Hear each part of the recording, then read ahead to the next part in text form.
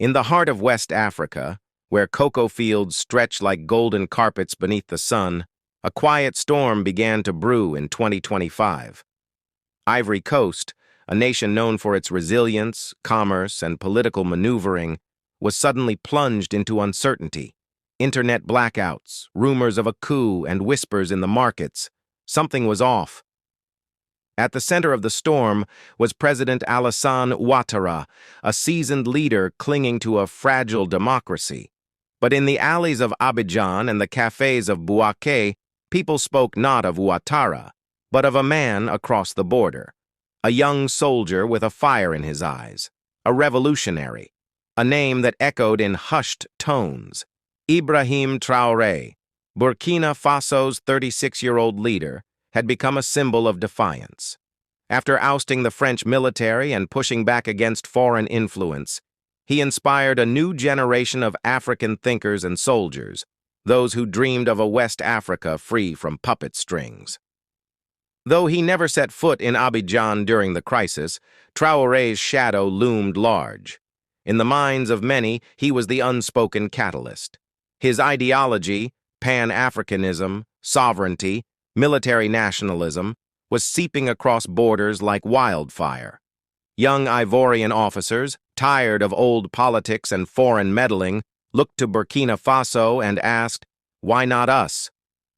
When rumors of a coup hit the airwaves, the government moved fast. State media denied everything. Ouattara was shown in meetings, smiling, firm, present. But the streets weren't fooled. Something had cracked. And it was no longer about just one country. Traoré, for his part, remained silent. He gave no statements. He made no threats. But silence, in the right hands, is a weapon. And for every leader afraid of instability, there were 10 young revolutionaries reading his playbook like scripture. Was Traoré behind the unrest in Ivory Coast? Perhaps not, but influence is not always visible. Sometimes revolution wears no uniform, flies no flag, and crosses borders not with bullets, but with ideas. One thing is certain: West Africa is changing, and in the new dawn the old guards tremble, not from what is happening, but from what is coming. In the following days, Ivory Coast's major cities simmered under a strange calm. Abidjan, the economic heartbeat of the nation, appeared normal on the surface. Taxis weaving through traffic, radios blaring coupé décalé music, markets bustling. But underneath, a quiet rebellion was germinating. University students circulated videos of Ibrahim Traoré's speeches. Youth groups, once politically passive, started hosting underground meetings. Not with guns or force, but with philosophy, with purpose. They weren't plotting a coup yet. They were dreaming of a reset. Traoré's doctrine wasn't just military, it was spiritual for many. He had called on West Africans to reclaim their destiny from corrupt elites and colonial ghosts. In a region long defined by French influence and IMF strings, his message was radical: liberation, through unity and strength. Meanwhile, inside the Ivorian presidency, alarms were sounding. Intelligence reports hinted at dissatisfaction within the military's younger ranks. They weren't loyal to Traoré directly. They admired him, and that was more dangerous, because admiration isn't something you can arrest. In a secret meeting at the presidential palace in Yamoussoukro, top brass discussed their fears. "Captain Traoré is not our enemy," one general argued, "but his ideas, they are a virus." Another, older general slammed the table. "It's not his ideas, it's our weakness.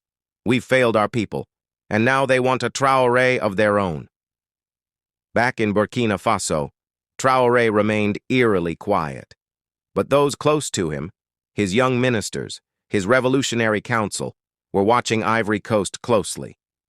"If they fall," one advisor whispered, "they'll blame you." Traoré nodded slowly, then responded, "I didn't ask to be their symbol. I became it because no one else would." And so, the whispers grew louder.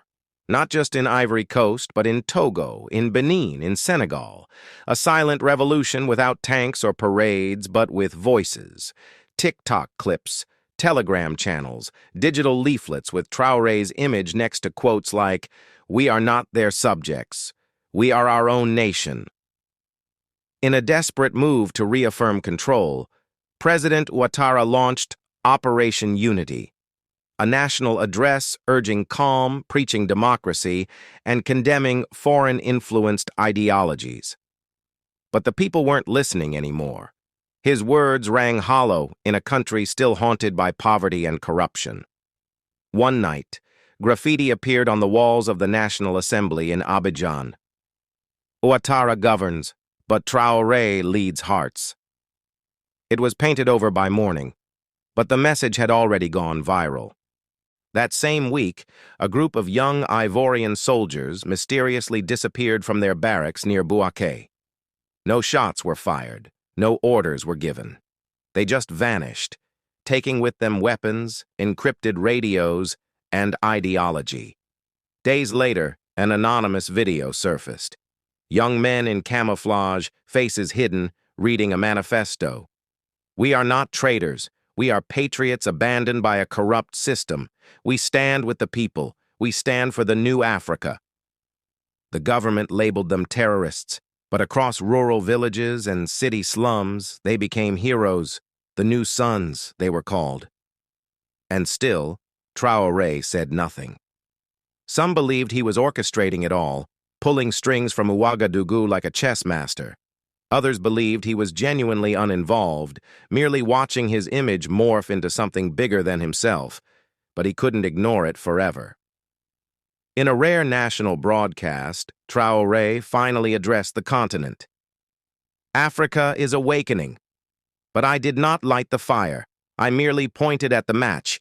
If you wish for freedom, build it where you stand. Don't wait for me. Don't fight for me. Fight for yourselves." The message spread like wildfire. In Ivory Coast, civil society fractured. The opposition parties, once disunited, began forming strange alliances. Activists quoted Traoré's speech during rallies. Even former ministers began questioning the future. The old order was cracking. By mid-June, the Ivorian government enacted emergency laws. Internet surveillance tightened. Travel between provinces was restricted. Secret police units multiplied, but it was too late. They were chasing ghosts, ideas without faces, warriors without uniforms. And while tanks rolled quietly through the streets of Abidjan, a new kind of war had begun. A war of influence, a war of dreams. One led not by generals, but by a young man in Burkina Faso whose silence was louder than any bullet. May came with thunder, not from the skies, but from within. The once stable Ivory Coast now resembled a house with termites beneath its floorboards. Cracks showed everywhere, ministers resigning quietly, generals whispering of loyalty tests, and ordinary citizens recording abuses in real time. The group calling themselves the New Sons released a second broadcast. This time, their faces were uncovered, young, determined. One of them, Lieutenant Kofi Mensah, looked straight into the camera and said, "We are not soldiers of Traoré. We are soldiers of truth. If our leaders call this treason, then let the people judge us." It sent shockwaves. Even in Burkina Faso, there were murmurs of discomfort. Traoré's closest advisors were split. Some urged him to distance himself publicly. Others said he must support the Ivorian Revolution. But Traoré, calm as ever, chose a third path. He sent no orders, no weapons, no endorsements, only silence. And yet in that silence, the movement in Ivory Coast grew stronger.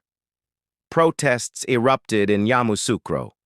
Young people marched with handmade flags bearing a new symbol, a golden star wrapped in green vines, symbolizing rebirth and unity.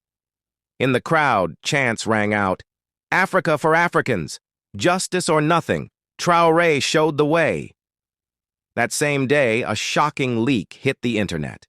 Documents from inside the Ivorian government showing secret deals with French private security firms signed weeks earlier. The people's rage exploded. France denied involvement, but the damage was done. A week later, Ouattara's convoy was attacked near Grand Bassam. no fatalities, but it sent a chilling message. Nowhere was safe anymore. The presidential palace became a fortress, but it was a fortress surrounded by anger. And then, everything changed. On the morning of August 3rd, 2025, the National Army split. A faction led by General Traoré Kouassi declared the formation of a transitional council for the rebirth of Ivory Coast. They called for President Ouattara's resignation and the drafting of a new constitution. They did not mention Traoré by name, but his ideology was everywhere in their statement. Within hours, loyalist forces responded with force. Gunfire echoed across Abidjan, bridges were blocked, airports shut down. The world watched as a full-scale civil-military crisis unfolded. In Ouagadougou, Traoré was briefed every hour. He remained quiet, contemplative. One of his ministers asked, "Do we support them?" Traoré replied, "No. We watch. This is not our war." But the world didn't believe him. Western diplomats accused him of fueling instability. Regional leaders demanded statements. ECOWAS threatened sanctions. The African Union called an emergency summit. All the while, the Ivorian people were caught between two collapsing worlds, the old that failed them and the new that had no roadmap. And then came the twist that no one saw coming. From within the new sun's betrayal struck. Lieutenant Mensah was assassinated, shot in his own camp. His killer, Captain Yao Dibi, took over the movement and declared a radical pivot. Revolution is not enough. We must unify all of West Africa. Starting with Ivory Coast, we will form the new federation. He named Traoré as the movement's spiritual leader and demanded his endorsement. It was the moment of reckoning. Traoré finally addressed the continent again, this time with fire in his voice. "I will not be your emperor. I will not wear a crown made of blood. If you seek to build a new Africa, it must be born from justice, not ambition." The words hit like thunder. Dibi's faction splintered within days. Some turned on him, others returned to their barracks. The revolution, for a moment, stood at a crossroads. And in that moment, something extraordinary happened. A joint declaration was issued, not by politicians, but by civilian leaders, student unions, and religious figures across Ivory Coast. They called for a civilian-led interim government with full military withdrawal from politics.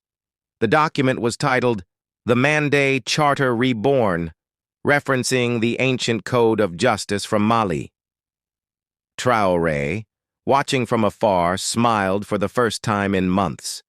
Not because he had won, but because finally someone else had picked up the torch.